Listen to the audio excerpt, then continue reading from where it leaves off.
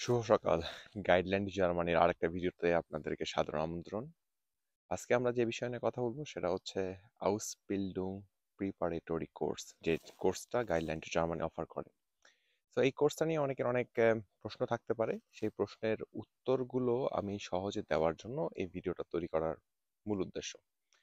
তো আপনারা জানেন যে আপনারা যদি জার্মানিতে আউসবিল্ডুং করতে চান, এটা একটা অনেক লম্বা প্রসেস। এমন না যে আপনি আজকে চিন্তা করলেন 1 মাস পরেই হয়ে যাবে, তা না। এটার জন্য যে মেইন রিকোয়ারমেন্টস সেটা হচ্ছে আপনাকে জার্মান ভাষা অনেক ভালোভাবে রপ্ত করতে হবে, একটা ভালো কমিউনিকেশন স্কিল ডেভেলপ করতে হবে জার্মান ভাষায়। তো এরপরে আপনি আউসবিল্ডুং এর জন্য অ্যাপ্লিকেশন করতে পারবেন। তো প্রথম স্টেপটা হচ্ছে জার্মান ল্যাঙ্গুয়েজটা এমনভাবে শেখা, এমন এত ভালোভাবে শেখা যে আপনি বাংলা ভাষায় যেভাবে কথা বলতে পারেন ঠিক জার্মান ভাষায়ও যেন সেভাবে কথা বলতে পারেন। এটা হচ্ছে মূল লক্ষ্য। এরপরে আসবে আপনার আউসবিল্ডিং এর জন্য অ্যাপ্লিকেশন করার স্টেপ। আপনি এতদিন ভাষা শিখলেন, এটা একটা অনেক লম্বা প্রসেস ভাষা শেখাটা। আর এটা এখানে অনেকটা ধৈর্যের পরীক্ষা হয়, অনেকটা অধ্যাবসায়েরও পরীক্ষা হয় এই ভাষা শেখার সময়। কারণ ভাষাটা এমন জিনিস যে আপনি 2 দিন না পড়ে একদিনে, 2 দিনে পড়া পড়তে পারবেন না।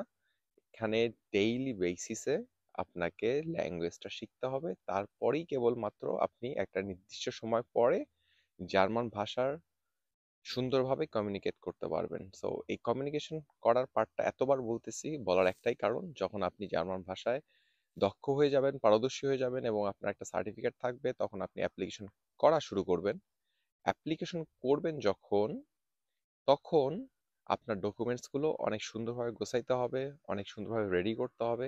কারণ আপনি একাই ওখানে হাউস বিল্ডিং এর জন্য অ্যাপ্লিকেশন করবেন না জার্মানিতে। আপনার প্রতিদ্বন্দ্বী হচ্ছে পুরো পৃথিবী। সো আপনাকে স্ট্যান্ড আউট করতে হবে অন্যান্য প্রতিদ্বন্দ্বীদের থেকে।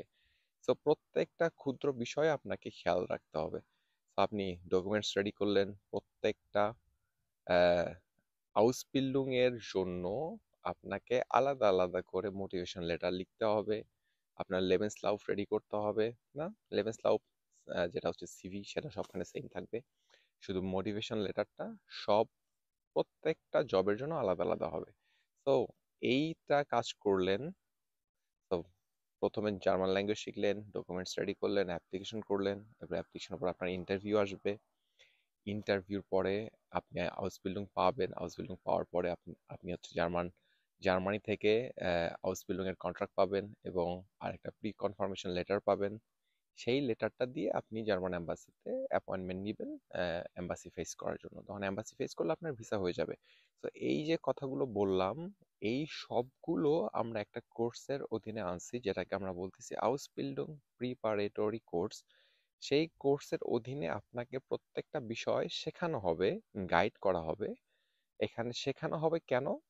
যাতে আপনি নিজে জিনিসটা বুঝতে পারেন, প্রসেসটা বুঝতে পারেন যে একটা, আমি যে অ্যাপ্লিকেশন করতেছি, আমি যে একটা নতুন দেশে আসতেছি, নতুন কালচারের সাথে পরিচিত হতে যাচ্ছি, সেই দেশটায় সব কাজ কিভাবে করতে হয়, তখন আপনার আলাদা একটা কনফিডেন্স থাকবে। তো এটাই হচ্ছে আসলে এই কোর্সটার উদ্দেশ্য।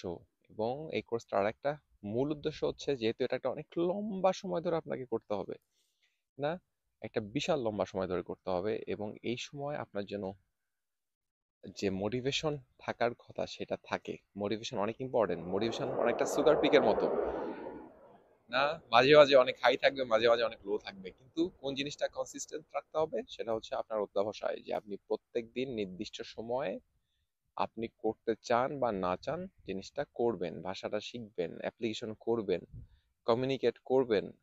কমিউনিকেশন একদম টপ নচ হইতে হবে। আপনাকে যদি আউসবিল্ডিং এর জায়গা থেকে মেইলে রিপ্লাই করে, তখন আপনাকে মেইলের রিপ্লাইটা অনেক ভালোভাবে দিতে হবে এবং আপনার যে কোনো প্রশ্ন থাকলে তাদের সাথে কমিউনিকেট করতে হবে। এইভাবে আপনি আপনার কমিউনিকেশন স্কিলটা ডেভেলপ করবেন।